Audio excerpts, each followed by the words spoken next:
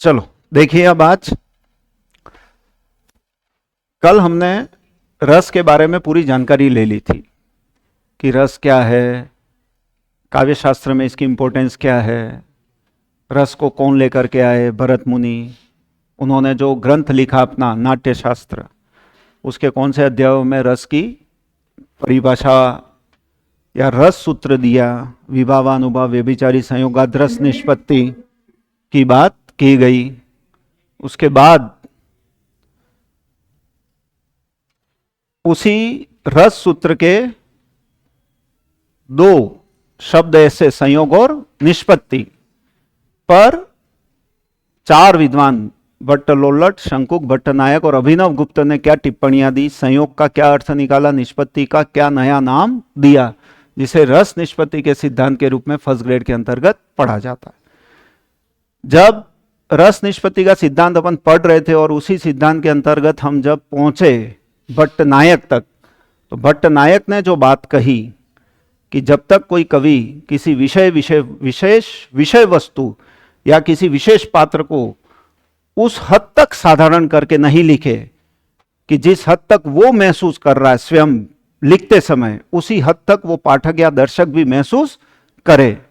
अगर ऐसा हो जाता है, कवि ऐसा प्रयास कर ले क्या कि वह अपने मन के भाव या विचारों को इतना साधारण करके लिखे कि सुनने और पढ़ने वालों को यूं लगने लगे कि मैं ये कवि को नहीं पढ़ रहा हूं, मैं स्वयं साक्षात उस सारे दृश्यों को देख रहा हूं, जी रहा हूं और समझ रहा हूं, तो इसी सिद्धांत को साधारणीकरण का सिद्धांत कहते हैं।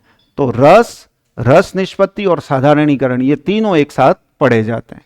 रस की उपयोगिता क्या है, तो यह खंड काव्य और महाकाव्य के अंतर्गत पढ़ा जाता है। संजय कुमार तंबोलिया, आप ऑडियो ऑफ करें अपना या लेफ्ट हो जाए क्लास से।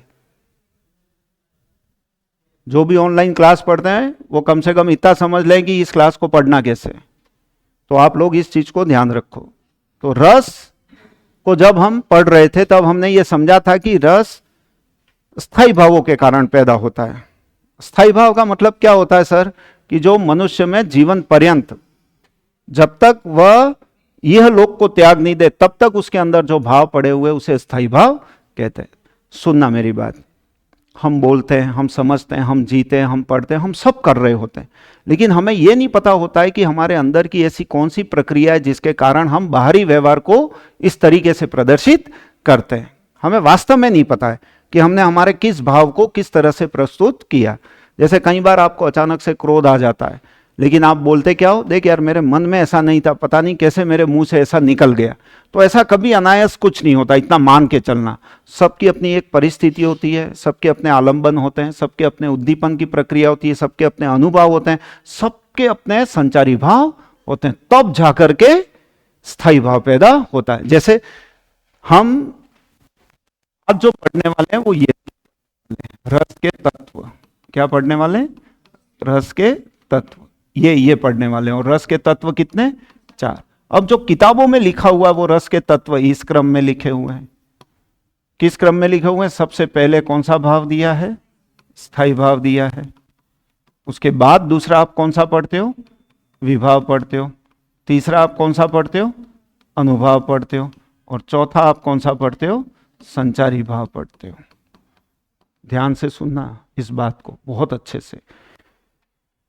कभी भी स्थायी भाव पहले उत्पन्न नहीं होता है, इन तीनों के कारण स्थायी भाव उत्पन्न होता है।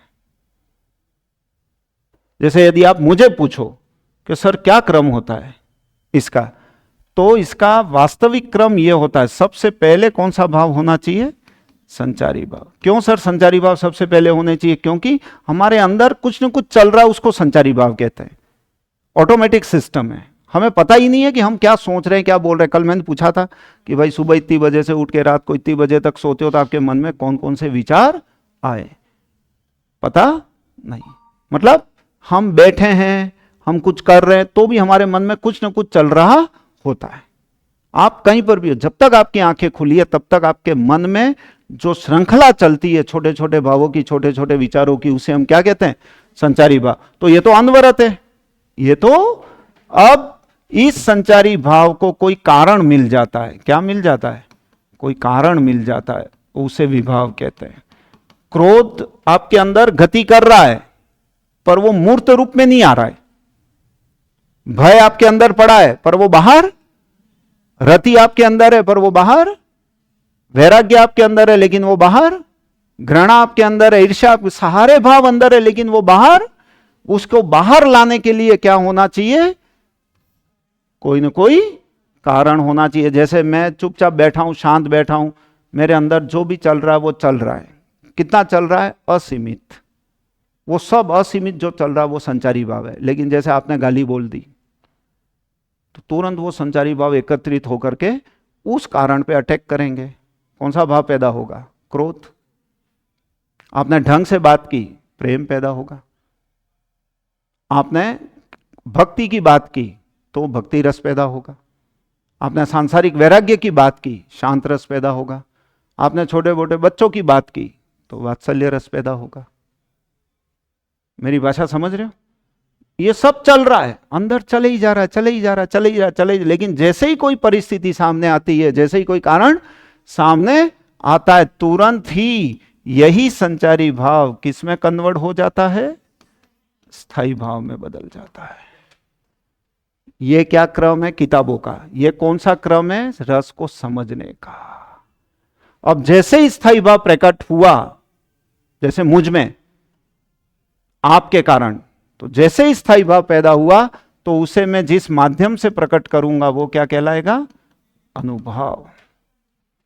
रस को समझने का ये क्रम है, न कि ये, पर पढ़ाया इस क्रम से जाता है। समझ में आया? अच्छा, बिना कारण के स्थायी भाव कैसे पैदा हो जाएगा बताओ? हम यूं कह सकते हैं स्थायी भाव को स्थायी भाव कहते हैं, पर स्थायी भाव का पैदा होना किस पर निर्भर है? कारणों पर निर्भर है। तो पहले कारण होगा कि स्थायी भाव होगा? भाई रस प्रकट होने के लिए कारण चाहिएगा ना? नहीं है? जैसे राम वन में गए सीता जी के साथ, लक्ष्मण जी के साथ, वन में आनंद के साथ रह रहे हैं, चित्रकूट में राजसभा हो रही है, शबरी के जूठे बेर खा रहे हैं, वनवासियों को अपने सहचर बना रहे हैं, शिव की आराधना कर रहे हैं, सब चल रहा है आनंद पूर्वक। और जैसे ही रावण हरण करता है, मतलब कारण, तो जो संचारी भाव उनके अंदर थे वो वियोग में बदल जाते, वो क्रोध में बदल जाते। स्थायी भाव कब सामने आया? जब बाकी संचारी तो चल ही रहा था। आपके अंदर क्रोध है इसलिए क्रोध बाहर आता है तो वो संचारी भाव है, और बाहर आता है तो वो स्थायी भाव है। मेरी भाषा समझ रहे हो? वो रस है, बाहर आ गया तो वो रस है, वो स्थायी भाव। मेरी भाषा समझ पा रहे हो? अंदर ही अंदर है तो वो स्थायी भाव है, और वो प्रकट हो जाता है तो वो रस है। आपके अंदर है तो वो रति है, बाहर है तो वो श्रृंगार है। आपके अंदर है तो रौद्र है, बाहर है तो वो क्रोध है। आपके अंदर है तो निर्वेद है, बाहर है तो शांत है। आपके अंदर है तो वत्सल है, बाहर है तो वात्सल्य है। आपके अंदर है तो जुगुप्सा है, बाहर है तो विभत्स है। अगर अंदर है तो वो स्थायी भाव है, और प्रकट हो जाए तो वो रस है। अब भाषा समझ पा रहे हो? रस और स्थायी भाव में क्या अंतर है वो स्थायी भाव, और दिखा रस। तो जैसे ही दिखा तो वो जो दिखा जिस तरीके से वो अनुभव है। तो अब हम इन चारों तत्वों को समझेंगे, मैं समझाऊंगा इसी क्रम से, पर ये क्या बताया वो समझ में आया? जैसे आप चुपचाप बैठे हो, पढ़ रहे हो चुपचाप ऐसे, किताब पूरी तरह मग्न हो, एक एक लाइन समझ में आ रही है, अच्छे से डूबे हुए हो, सब चीजें पता लग रही है। तभी कोई पास में आकर के चिमटी भरे आपको, तब भी आप पढ़ोगे? यूं नहीं हो कि वो किताब ही दे मारोगे। तो इसका मतलब यह हुआ कि स्थायी भाव था, अब वो रस में बदल गया। किससे? तो पहले स्थायी भाव होता है कि संचारी भाव? संचारी भाव। वो तो चल ही रहा था, इसीलिए तो क्रोध आया।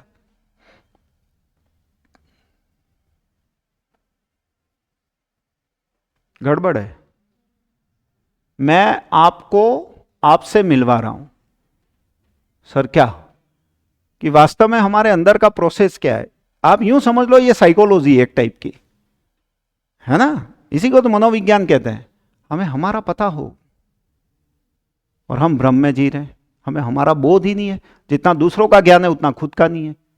आपके अंदर क्या चल रहा वो पता नहीं है, पर दूसरे के अंदर क्या चल रहा वो आपको पता है। फिर स्टेटस लगाते हो। स्टेटस आप अपने नहीं लगा रहे हो आप दूसरों का चिपका रहे हो। आपका अपना कुछ नहीं है, और जिसने अपना पहचान लिया फिर वो किसी का नहीं है। समझे ना? अप्सरा नृत्य करे तो भी, और पूरी दुनिया लूट जाए तो भी, फिर वो किसी का नहीं है, और कहना मत किसी को भी है। ये बहुत बड़ी बात है, समझे? साधु संतों का संचारी भाव पे कंट्रोल है, इसलिए उनके भाव बाहर नहीं आते, क्रोध नहीं आता, भय नहीं लगता। और हमारे तो, हम तो पहले से यूं बैठे हैं।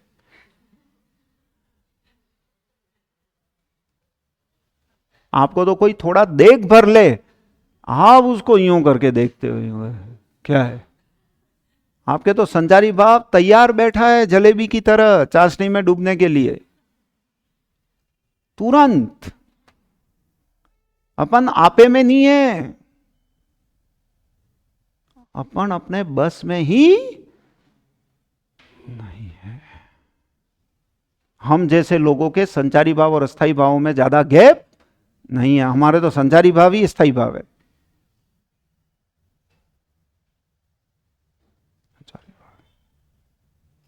अगर आप इस दुनिया में घुसोगे न, आपको इतना आनंद आएगा, इतना आनंद आएगा, इतना आनंद आएगा, पूछो मत।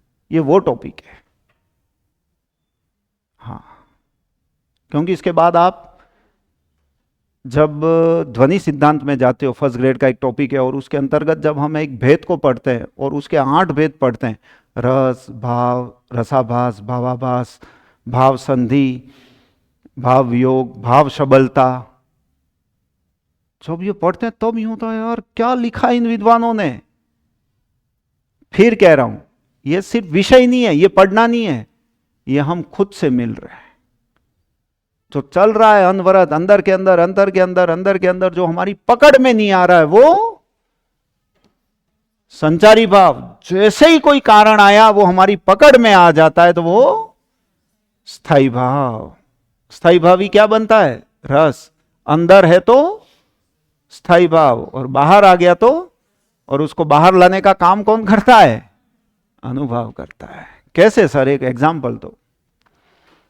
विश्वामित्र के यज्ञों में बाधा आ रही थी। राक्षस उन यज्ञों में बाधाएं पैदा कर रहे थे। राम लक्ष्मण लेटेस्ट स्टडी करके अपने घर पहुंचे थे दशरथ जी के पास, अयोध्या नगरी में।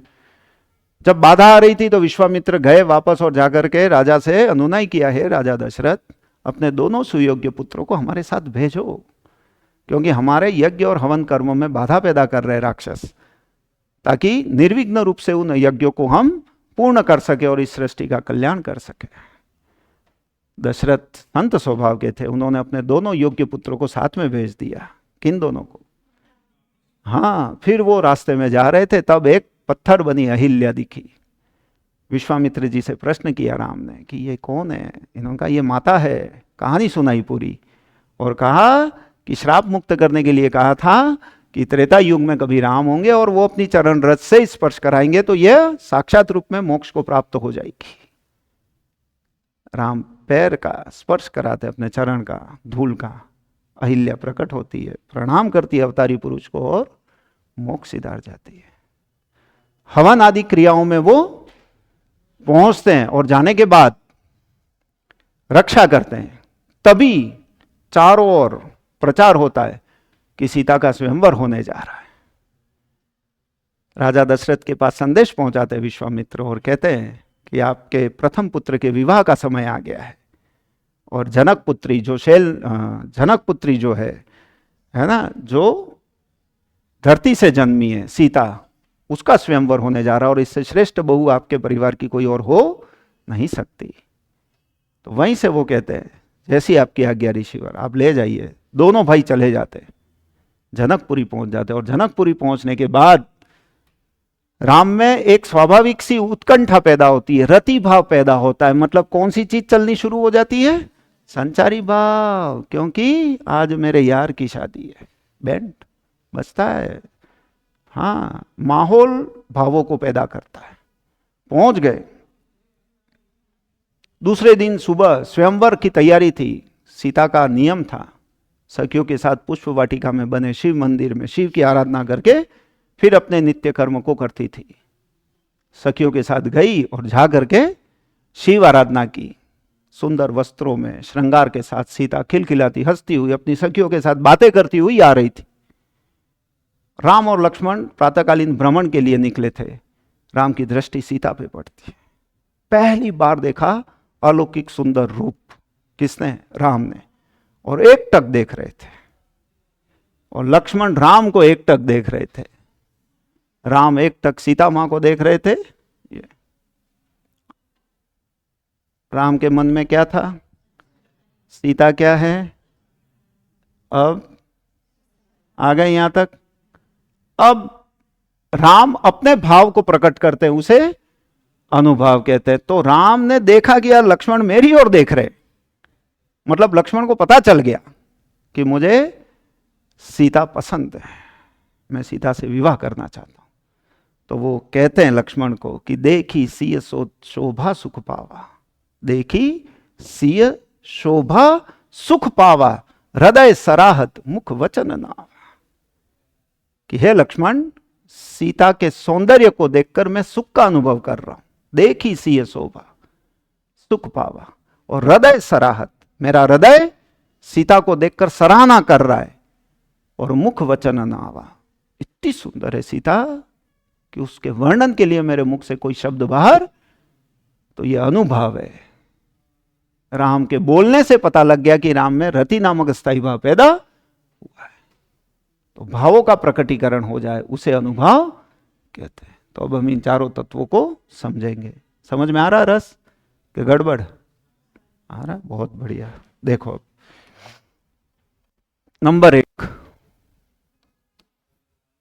कौन सा भाव? स्थायी भाव। स्थायी भाव का मतलब है सहृदय में हमेशा रहने वाला भाव।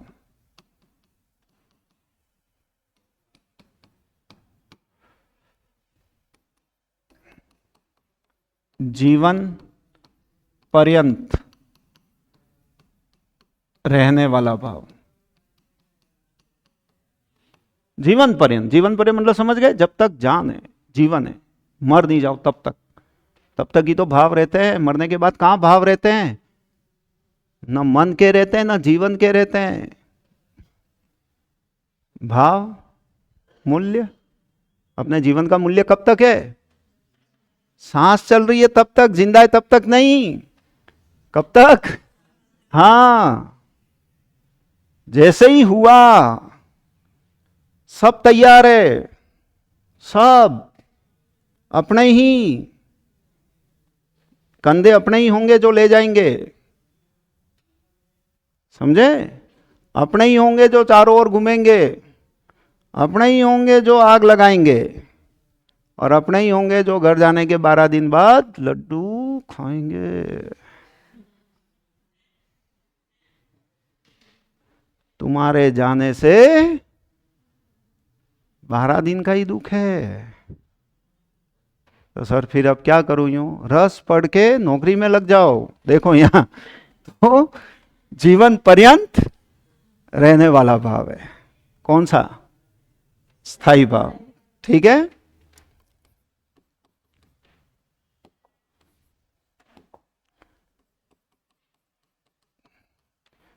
जितने रस उतने स्थायी भाव।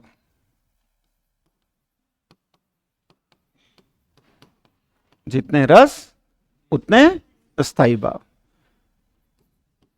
प्रत्येक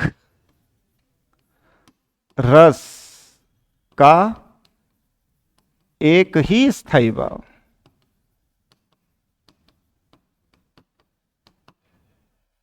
ठीक है। संचारी भाव एक रस के बहुत सारे हो सकते हैं। दो दो हो सकते हैं, चार चार, पांच पांच, आठ आठ, दस दस, कितने भी हो सकते हैं 33 में से। उदाहरण पर डिपेंड है उसमें कितने संचारी भाव है, लेकिन स्थायी भाव एक ही। श्रृंगार का रति, क्रोध, रौद्र का, क्रोध का, समझ रहे हो, ऐसे मतलब सभी रसों का एक एक स्थायी भाव, जितने रस हैं उतने स्थायी भाव अपने को पढ़ने। ये हो गया स्थायी भाव। सर सारे स्थायी भाव लिखेंगे अभी नहीं, इसको हम बाद में लिखेंगे, अभी हम सिर्फ समझ पैदा कर रहे हैं। जब आप तीसरी बार लिखोगे तो आपको वो पूरी तरह से आपका हो जाएगा वो टॉपिक। स्थायी भाव अब ये है, अब मुझे ये याद करना। मैं फिर कह देता हूं, ये जो मैं तत्व पढ़ा रहा हूं प्रश्न उसी में से आते हैं, अब तक उसी में से आए। ठीक है, 2 पार्ट हैं रस को पढ़ने के। पहला पार्ट तो ये चारों तत्व, और दूसरा पार्ट है इन 11 रसों के उदाहरण, जिसमें इन चारों तत्वों को जज करना। ये थोड़ा सा कठिन है, फिर भी हम उसे सरलता के साथ पढ़ेंगे कि कैसे जज करना है। आप लोग सुन तो रहे हो मुझे बराबर? बहुत बढ़िया। अब देखो नंबर 2 जो पढ़ना है आपको, वो क्या पढ़ना है? विभाव। और अभी हमने कहा था विभाव का मतलब कारण। सर क्या होता है कारण? मतलब जो सहृदय है। देखो मैं जब भी सहृदय लिखूं आप राम यूं समझ लेना। एक एग्जाम्पल दिमाग में रखो, अभी राम का उदाहरण दिया न, सीता जी को देखा और रतिभा पैदा हुआ, तो राम याद रखो। तो सहृदय में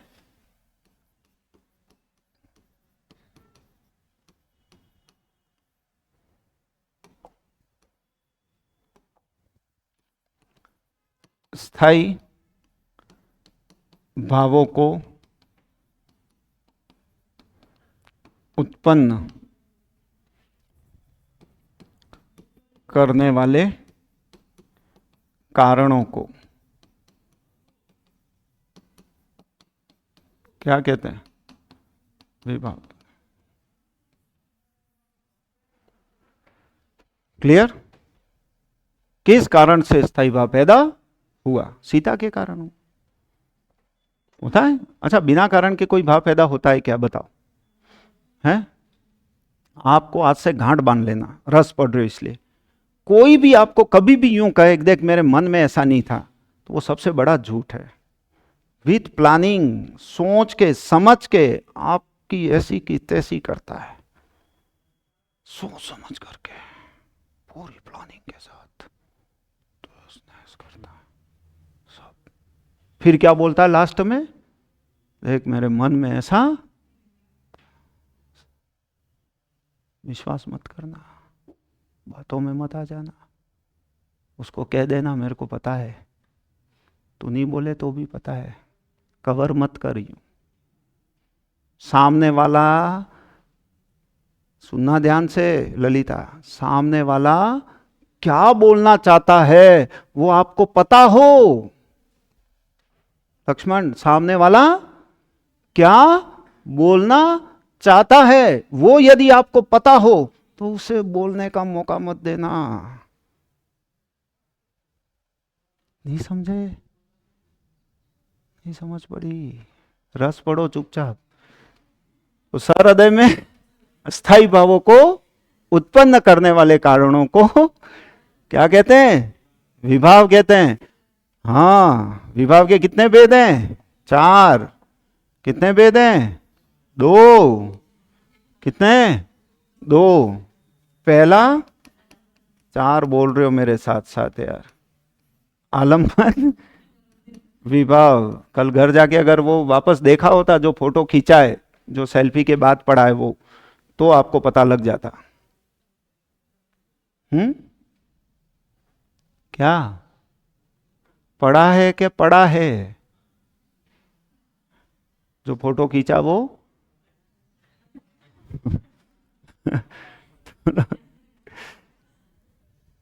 पढ़ा है, पढ़ा।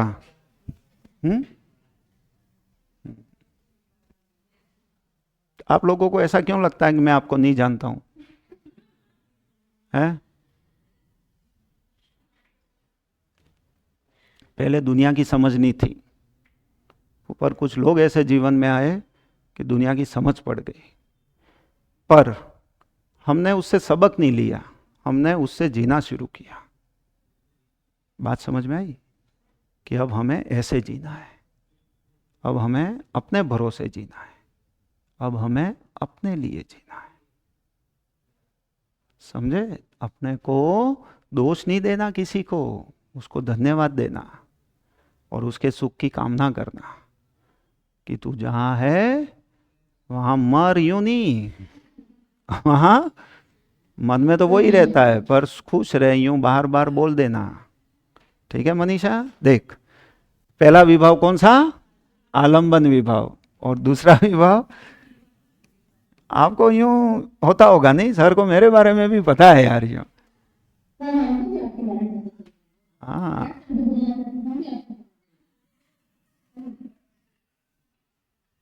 सही है ये।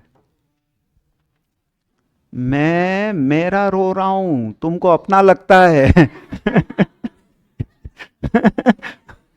समझ में आई? कहानी सबकी एक जैसी है, समझे? घटनाएं थोड़ी आगे पीछे हैं, बाकी तकलीफ उसी लेवल की है। समझे? रोते उतना ही है सब। इसलिए मैं बोलता हूं तो मुझे यूं होता है वाह, तो आपको यूं लगता गजब। मेरे वाह है, आपके गजब है। बस। तो पहला तो आलंबन विभाव, दूसरा मैं सच कह रहा हूं, मुझे पढ़ाने का तो आनंद है पर उसके साथ आप लोगों के साथ जीने का आनंद है। क्यों सर? एक जैसे हैं क्या? अलग नहीं है, कोई अलग नहीं है ना। दुखी नहीं, दुखी नहीं। आपके जीवन की फिल्म हो या मेरे जीवन की फिल्म हो, लास्ट में हीरो हीरोइन मर ही जाते हैं। समझ में आई? हाँ, एंडिंग आलंबन विभाव और उद्दीपन विभाव। आलंबन विभाव के अपन ने दो भेद लिखे थे। पहला क्या? आश्रय, दूसरा आलंबन। ये जो अभी हो रहा है, हाँ ना, हाँ हाँ ना आलंबन, ये वहां भी होगा। कहां? परीक्षा में। तो वही तो समझा रहा हूं। तुम कहीं और चले जाओगे तो रिजल्ट किसी और के हिस्से में चला जाएगा। दुनिया में सबसे ज्यादा जरूरत है स्थिरता की, समझे? जिसको हमारे यहाँ के लोग कहते हैं मेडिटेशन कर। जीवन में इतने तनाव है, मेडिटेशन में भी टेंशन आती है। कभी आप यूं ध्यान में बैठ भी जाओ तो भी 4-5 लोग भमते हैं। मेडिटेशन कहां से करें? सच है ये। हमें भी कई लोगों ने कहा तू मेडिटेशन कर, यूं करके दे।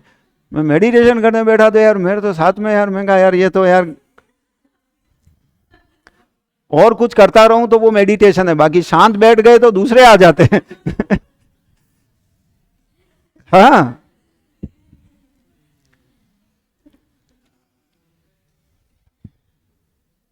सबसे अच्छा मेडिटेशन क्या है पता है? जल्दी सो जाना, जल्दी सो जाना।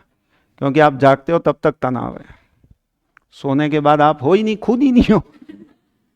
इससे बढ़िया मेडिटेशन कोई नहीं। ठीक है सृष्टि? देख, पहला आश्रय, दूसरा आलंबन। तुम लोगों को पढ़ा रहा हूं मैं, तुम लोग पढ़ रहे हो ने, बहुत अच्छा लग रहा है। यहां पर बोलना है आलंबन की चेष्टाएं, और यहां पर लिखना है बाहरी परिस्थितियां। यहां पर आपका विभाव समाप्त होता है। ठीक है? समझाओ सर इसको, अभी समझाते हैं। अच्छा समझाना सर, अच्छा समझाएंगे। देखो, अभी हमने एक एग्जाम्पल लिया था। क्या लिया था? राम और सीता का। पुष्प वाटिका में राम सीता को देखते हैं और उनके मन में वियोग पैदा होता है। क्या वियोग पैदा होता है? श्रृंगार पैदा होता है। वियोग में मिले थे नहीं, वियोग पैदा होता है। शादी तो हुई नहीं। मैं कुछ भी बोलूं ध्यान दो। एक क्या होता है, जब भी मैं इस टाइप की कोई साइकोलॉजिकल बातें करता हूं तो फिर आप अपनी दुनिया में चले जाते हो। हाँ यार सही है ने, मेरे साथ भी यूं ही हुआ ने, ऐसे नहीं, यहाँ पढ़ा रहा हूं। समझे, ये पढ़ना है, वहां कहाँ चले गए। तो इसलिए फिर मैं उल्टा बोलता हूं तो आप हाँ यूं कह देते हो, हाँ नहीं है वो, उल्टा बोल रहा हूं, आप सीधा करो। कहाँ क्या बोलना है वही पता नहीं है, कैसे कर लेते हो। हमको देख लो, हम शाम को भी कितने एनर्जेटिक है, पढ़ा रहे हैं उसी उत्साह से, एक एक चीज समझा रहे हैं। नौकरी है सर आपके, इसलिए यूं बोलोगे अभी। चलो अब सुनो, आश्रय का मतलब है जिसके मन में भाव उत्पन्न हो, जिसके मन में भाव उत्पन्न हो। किसके मन में भाव पैदा हुआ, किसके मन में हुआ, तो हम यहां पर क्या लिख देंगे, राम।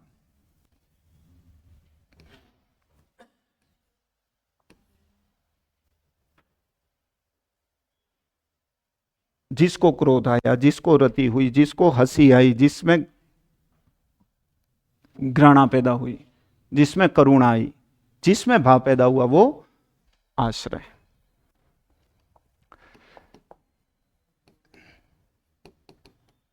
जिसे देखकर या सुनकर स्थायी भाव उत्पन्न हो। कौन था, हैं, सीता जी, सीता नहीं, हाँ अपने पड़ोस में नहीं रह रहे हैं।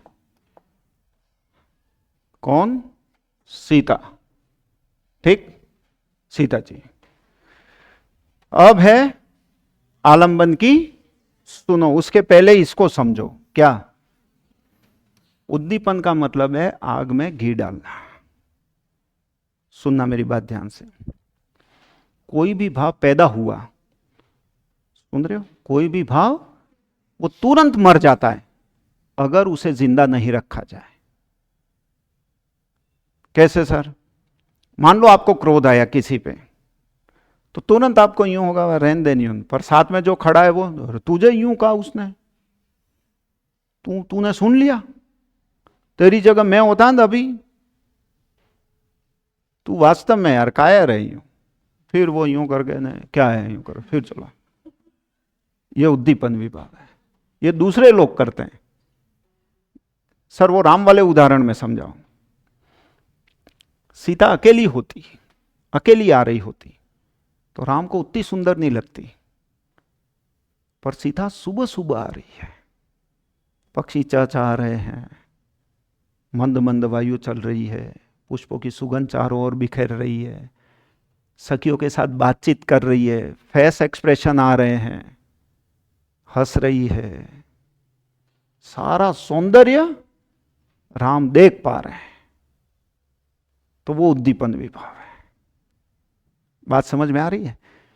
सीता को देख के भाव पैदा नहीं हुआ, सीता की कुछ चेष्टाएं हैं, आलंबन की चेष्टा। आलंबन कौन है, सीता, तो वो क्या कर रही है, और तो हम लिख सकते हैं कि सीता का हंसना,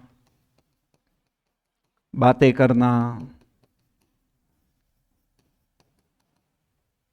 सीता जी का श्रृंगार, सादगी भरा रूप, सब है। खाली यूं सीता को देख के राम के मन में रति भाव पैदा होता तो हर महिला के प्रति हो जाता, और कोई न कोई चीज ऐसी देखी, कोई हरकत ऐसी देखी, कोई भाव ऐसा देखा, कुछ श्रृंगार ऐसा देखा जिस कारण से उनको सीता के प्रति रति भाव पैदा। ये समझ में आई बात, आलंबन की चेष्टा समझ गए। तो उद्दीपन विभाव का मतलब क्या होता है, उत्पन्न स्थायी भाव को और अधिक जागृत करना, उत्पन्न स्थायी भाव को और अधिक, स्थायी भाव तो पैदा हो गया पर उसको बनाए रखना। जैसे आपके जीवन में मान लो कोई घटना घट गई और वो घटना घटी 2-4 साल हो गए, तो भी आज आप कभी ना कभी उचकता होगा आपको एकदम से, और आपके नहीं उचकता है तो कोई आके याद दिलाता है, तेरे यूं हुआ नहीं पहले यूं, अपने को यूं होता है साला तू यार ये मेरे घर चाय पीने क्यों आता है? आपका अपना कोई दुख है ही नहीं लक्ष्मण, लोग ले लेके आते हैं आपके दुख को वापस। आप याद करते हो कि आपको याद दिलाते हैं? हाँ दिलाते हैं, तो भी आप उनसे चिपके हुए हो। हैं शादी में आना है, वाह देखो तुम जिमने नहीं आओगे तो फिर हमारे कौन आएगा, अपने व्यवहार है इसलिए अपन ऐसा कर रहे हैं, उनको ही बुलाते हो जो आपके जीवन में मानसिंह बन के आया है। देखो यार, तो आलंबन की चेष्टा समझ गए? आलंबन की क्रियाएं और अधिक बाहरी परिस्थितियां, बाहरी परिस्थितियों का मतलब है न राम को देखना न सीता को, एनवायरमेंट, बगीचा,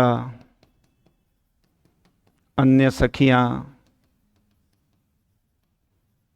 ये सब ये बाहरी परिस्थितियां हैं, ये सब मिल करके एनवायरमेंट। आपने देखा होगा एक छोटा बच्चा चल रहा है, चलते चलते गिर पड़ा, तो वो गिरते ही यूं देखता है, कोई नहीं देख रहा है तो वापस उठ के नहकर यूं ऊंची करके उसके हाईवे पे आ जाता है। पर एक ने भी देख लिया तो वो उस ध्वनि में रोता है, अड़ोस पड़ोस को यूं लगता है कि शायद उस छोरे को कूटा है अभी, यूं लगी बिल्कुल नहीं है पर उंगली लेके घूमता है सब, और यूं यूं करके हा हा, फिर फू फू करते हो आप लोग, बस हा फू चलता है उस छोटे बच्चे के साथ। तो बाहरी परिस्थितियां स्थायी भाव को और जागृत करती है। देखने के वैर हैं, होने के नहीं है। बचपन से ही ऐसी प्रैक्टिस, तो रस क्या हो जाता होगा। तो ये समझ में आया? स्थायी भाव का मतलब हमेशा रहने वाला, जीवन पर्यंत रहता है, जितने रस है उतने स्थायी भाव है, प्रत्येक रस का एक विभाव का मतलब कारण होता है, जिन कारणों से स्थायी भाव पैदा होता है उसे विभाव विभाव कहते हैं। इसके दो भेद है, आलंबन और उद्दीपन। आलंबन का मतलब है आश्रय, और आश्रय का मतलब जिसके मन में भाव पैदा हुआ, जिसकी बात हो रही है। श्री कृष्ण के सुन वचन अर्जुन क्रोध से जलने लगे, सब शील अपना भूल कर करतल युगल मलने लगे, करते हुए ये घोषणा वे हो गए उठकर खड़े, संसार अब हमारे शत्रु रण में मृत पड़े। करते हुए ये घोषणा वे हो गए उठकर खड़े, दोनों लाइनें उल्टी बोल दी मैंने। श्री कृष्ण के सुन वचन अर्जुन क्रोध से जलने लगे, सब शील अपना भूल कर करतल युगल मलने लगे, संसार देखे अब हमारे शत्रु रण में मृत पड़े, करते हुए ये घोषणा वे हो गए उठकर खड़े। क्रोध आ रहा है किसको? अर्जुन को। किसके प्रति? जयद्रथ के प्रति, है ना? कौरव नहीं, जयद्रथ। कहानी नहीं पता पूरी आपको, इसलिए गीता उपदेश सुना ना, बैठ गए थे श्री कृष्ण के सुन वचन, बस युद्ध शुरू और विजय को प्राप्त हुए। तो ये जो चीजें चल रही है, ये जो बातें आ रही है, वो सब कारणों में आ रही है। तो जिसके मन में भाव पैदा हुआ वो आश्रय, जिसे देखकर हुआ वो आलंबन। आलंबन की चेष्टा और बारे। उद्दीपन का मतलब समझ गए? पैदा हुए भाव को और अधिक पैदा, उद्दीप्त करना, जगाना और लेवल पे ले जाना। हम जीवन में तभी निर्णय लेते हैं जब हमारे जीवन में कौन सा हो। देख लेना, आपने निर्णय जब भी लिया होगा जब पूरी तरह भर गए होंगे तब लिया होगा, कि सामान्य स्थिति में लिया।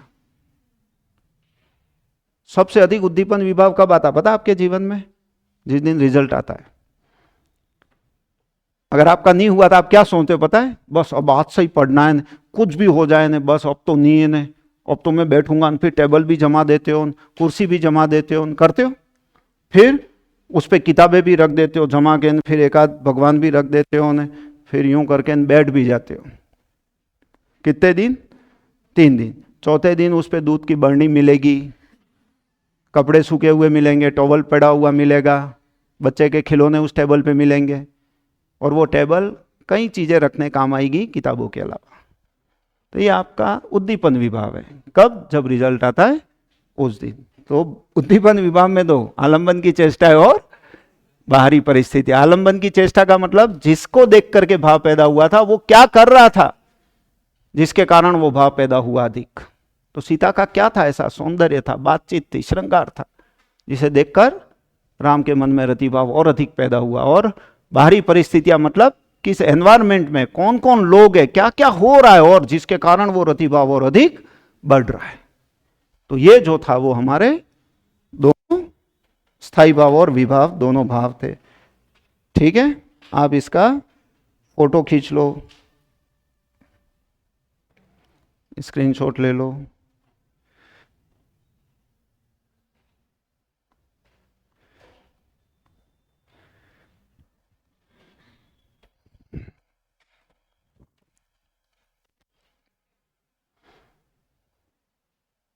दोनों समझ में आए?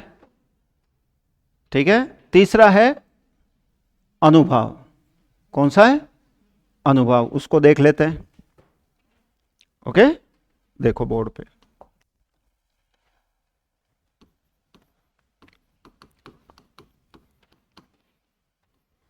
देखो इस शब्द से ही समझ जाना आप। बोर्ड पे देखो ध्यान से। ये क्या लिखा? अनु। ये क्या लिखा है? भाव का मतलब होता है कौन सा भाव? स्थायी भाव। और अनु का मतलब होता है बाद में, मतलब अस्थायी भाव के बाद में पैदा होने वाला भाव, उत्पन्न वाला भाव। अच्छा, स्थायी भाव किस में पैदा होता है? सहृदय में, राम में, स्वयं में। तो स्वयं कौन? खुद नहीं, राम। यहां पढ़ रहे हैं वो, अपन तो हो गए, अपने मन में कभी पैदा नहीं हो कोई स्थायी भाव। तो स्थायी भाव के बाद उत्पन्न होने वाले भाव को, पर इसकी परिभाषा यह है सहृदय। अब मैं यहां सहृदय के साथ एक नाम लिखता रहूंगा, क्या? राम, ताकि आपको ध्यान रहे। ठीक है। अपने सहृदय में उत्पन्न भावों को जिस साधन या माध्यम द्वारा प्रकट किया जाए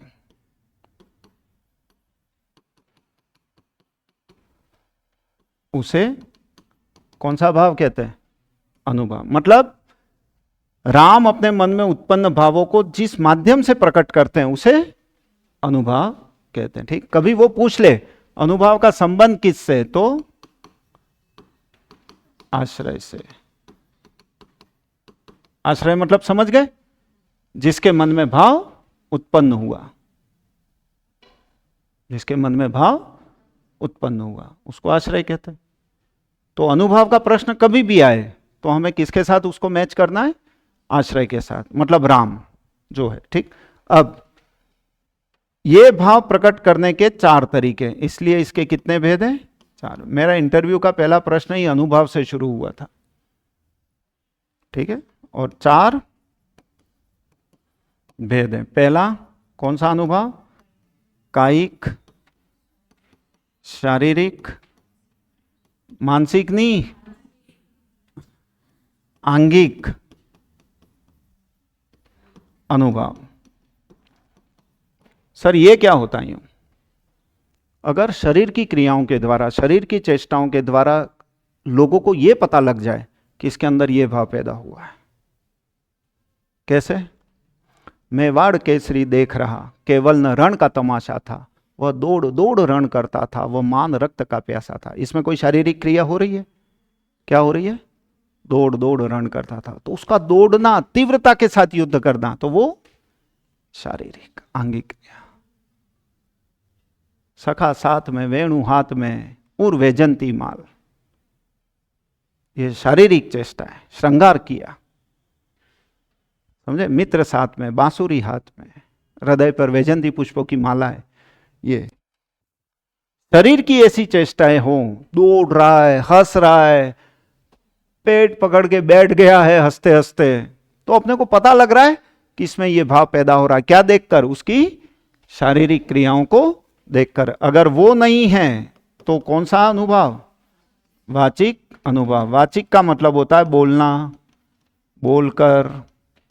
जैसे राम ने लक्ष्मण को बोला ना, क्या देखी सिय शोभा सुख पावा, हृदय सराहत मुख वचन न आवा। बोलकर अपने भावों को प्रकट किया है कि यार मुझे सीता अच्छी लग रही है, सुंदर लग रही है, अलौकिक है। तो अपने भावों को बोलकर व्यक्त किया। जैसे आपको क्रोध आ रहा है, आप मारने जाते हो तो कायिक अनुभव है, पर आप बोल रहे हो, गालियां बोल रहे हो, अनशन बोल रहे हो, तो आप बोलकर अपने भावों को व्यक्त कर रहे हो, तो वो कौन सा? वाचिक अनुभव। तीसरा है आहार्य अनुभव। यह होता है कृत्रिम वेशभूषा को कहते हैं। किसको? कृत्रिम वेशभूषा। सर मतलब ये मेरे हिसाब से 2 रसों में ही होती है कृत्रिम वेशभूषा, ज्यादा ज्यादा 3। 2 कौन से? एक तो श्रृंगार में। भाई आप लोगों में से जिनके विवाह हो गए, तो विवाह के दिन आपने जो पहना था वो कल कोचिंग में सब पहन के आओगे? नहीं, मतलब वो उसी दिन का था, मतलब वो दिखाना था लोगों को कि मैं दुल्हन हूं, मैं दूल्हा हूं, मैं दूल्हे का पिता हूं। पिता का अलग कोट होता है, पेट आगे निकला हुआ, फिर कोट यूं यूं खड़ा रहता है, वो दिख जाता है। पिताजी दिख जाते हैं शादी में, सफारी पहनते हैं, तो हाथ में बैग एक यूं काले रंग का, यूं यूं एक कंधा यूं। हाँ, चलो अच्छी बात है, लेकिन हाँ स्वाभाविक है, सब जगत सेम है, इसलिए कह रहा हूं सब एक जैसे सुखी हैं सब। हाँ टेंशन मत लो। समझ में आ रहा है? और ऐसे ही चले जाओगे। कहाँ लाइन में खड़े मिलेंगे आगे पीछे, समझे? 2 लाइनें होंगी, एक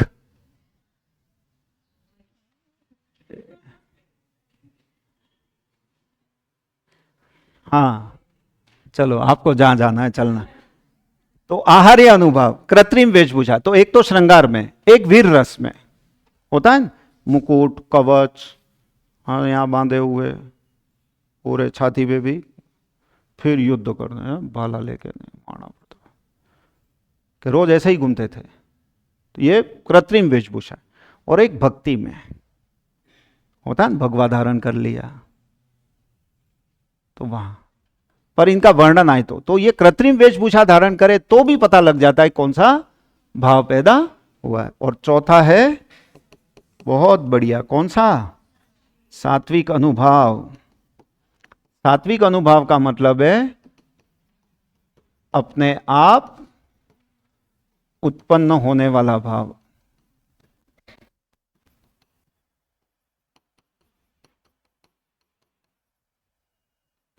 अपने आप उत्पन्न होने वाला भाव मतलब जैसे क्रोध आ रहा है और आंखें लाल हो गई, आपने की क्या? हो गई, हो गई। डर लग रहा है, पैर कांप रहा है, आप खुद कपा रहे हो कि अपने आप कांप रहा है?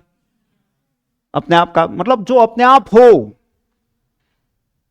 तो सर ये अपने आप क्या होता है? तो 8 होते हैं। कितने होते हैं? 8।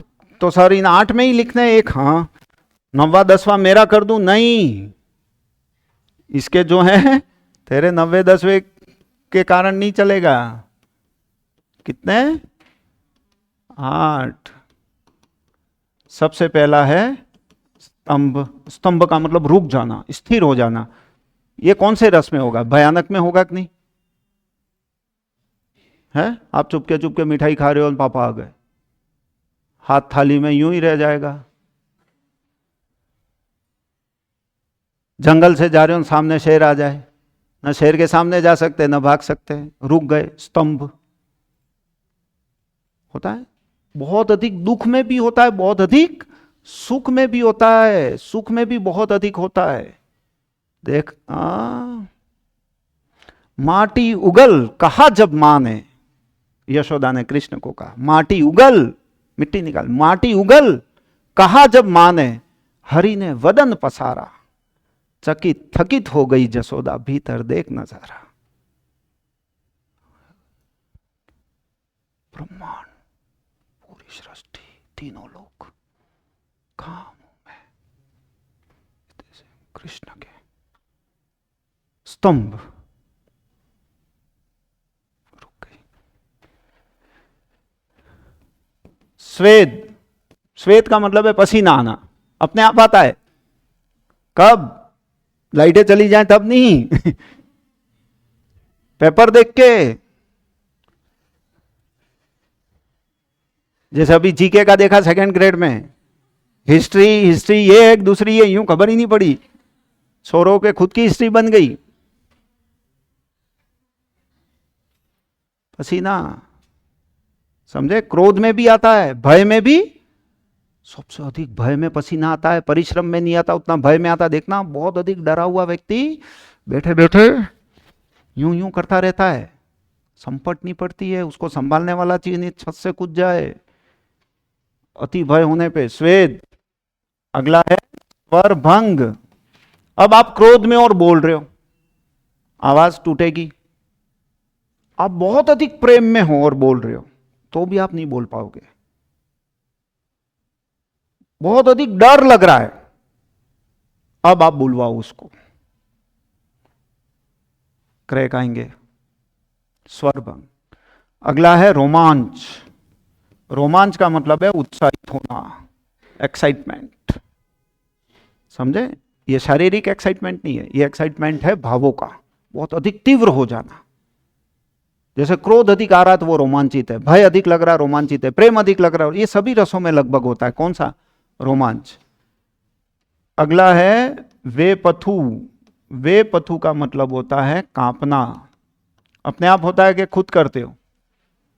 शरीर अपने आप कांपता है या आप खुद ट्राई करते हो? एक मिनट है, डर लग रहा है मेरे को, देखियो, ऐसे नहीं।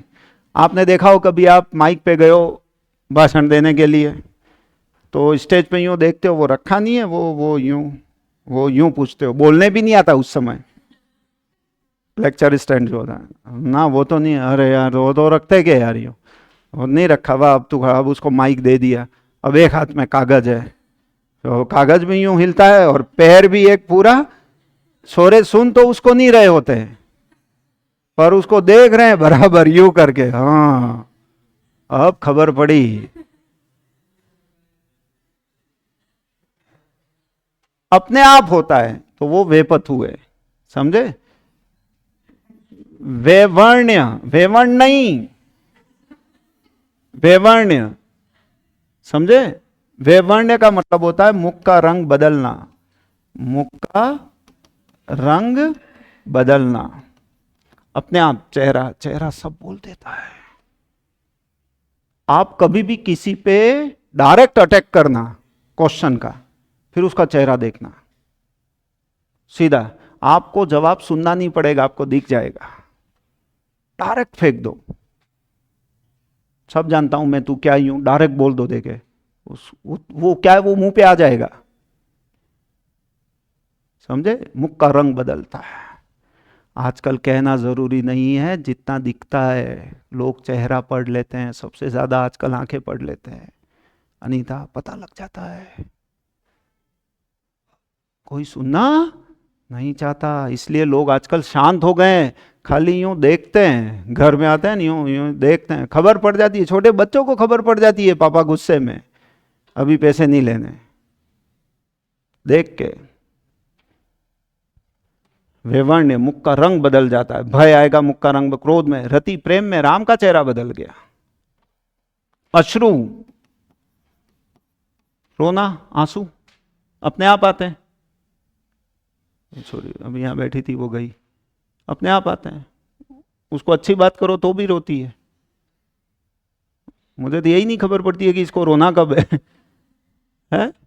और हथियार है महिलाओं का। और अगला है प्रलय। प्रलय का मतलब होता है मरण या मूर्छित। क्या होता है? मरण या मूर्छित होना।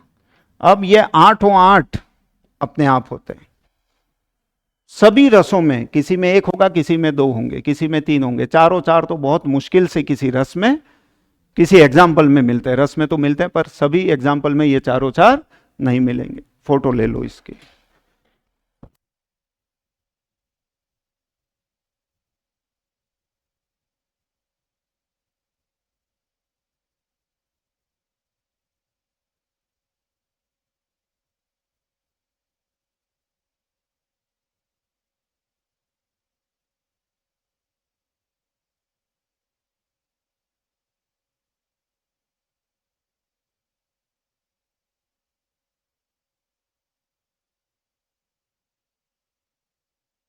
अब हम नंबर 4 पढ़ रहे हैं जो अंतिम है, और वो है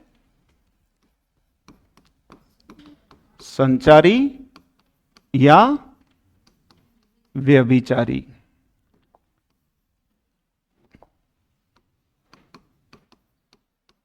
संचारी या व्यभिचारी भाव। सर क्या है ये संचारी या व्यभिचारी भाव? देखो, व्यभिचारी का मतलब ही झूठे, झूठे भाव। क्यों झूठे भाव कहा इसको? क्योंकि ये बनते बिगड़ते रहते हैं, बनते बिगड़ते रहते हैं। सर इनको संचारी भाव क्यों कहते हैं? क्योंकि ये हमेशा संचरित होते रहते हैं। सर संचरित का मतलब क्या होता है? हमेशा दौड़ते रहते हैं। कहाँ? मन में दौड़ते रहते हैं, गति करते रहते हैं, अपने हिंदी में कहें तो अंदर चलते ही रहते, सुपर फास्ट एक्सप्रेस। शुरू से मैं इसी पे बात कर रहा हूं। ये हमारी पकड़ में आते ही बनते बिगड़ते रहते हैं। ये पानी के बुलबुलों की तरह होते हैं।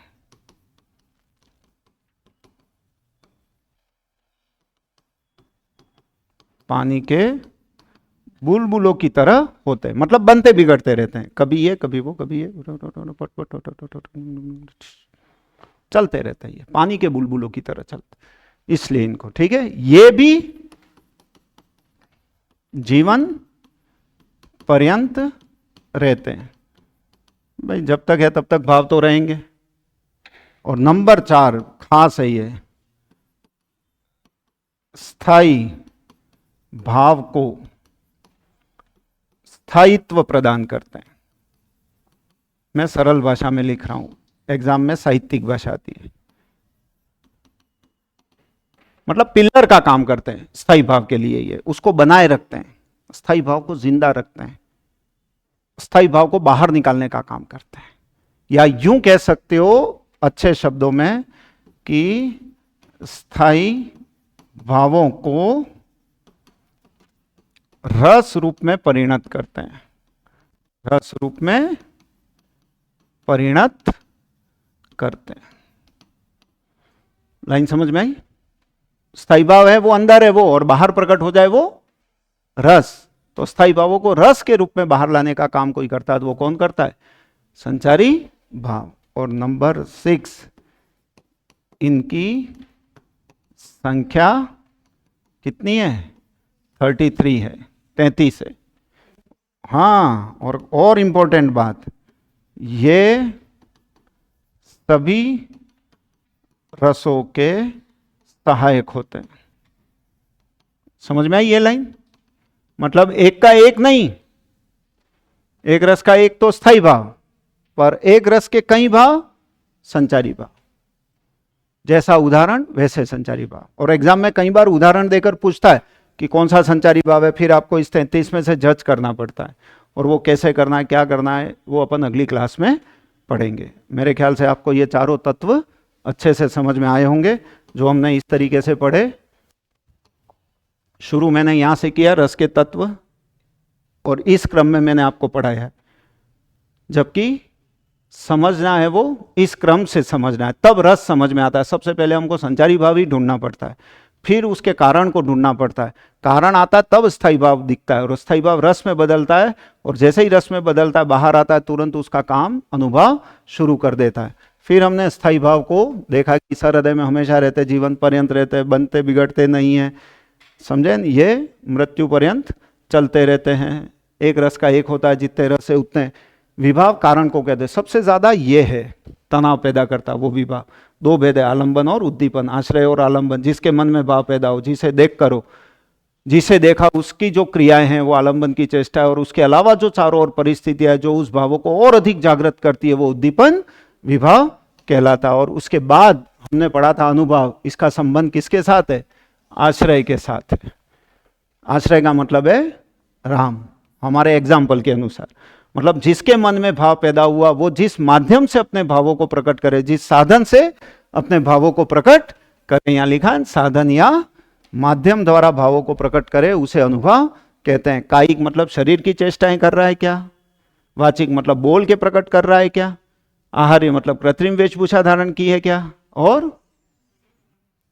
सात्विक मतलब अपने आप हो रहा है क्या? अपने आप में 8 है, स्वेद है, स्तंभ है, स्वेद है, स्वरभंग है, रोमांच है, वेपतु, वेवर्ण्य, अश्रु और प्रलय। इन 8 में से देखना होता है। और अंतिम हमने जो देखा वो संचारी या व्यभिचारी भाव को झूठे भाव कहते हैं। हमेशा संचरित होते रहते हैं, गति करते रहते हैं, दौड़ते रहते हैं, और ये भी बनते बिगड़ते हैं, पानी के बुलबुलों की तरह होते हैं, जीवन पर्यंत होते हैं।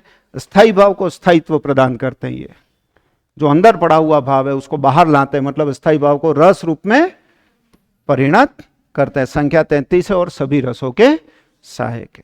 ठीक है, धन्यवाद।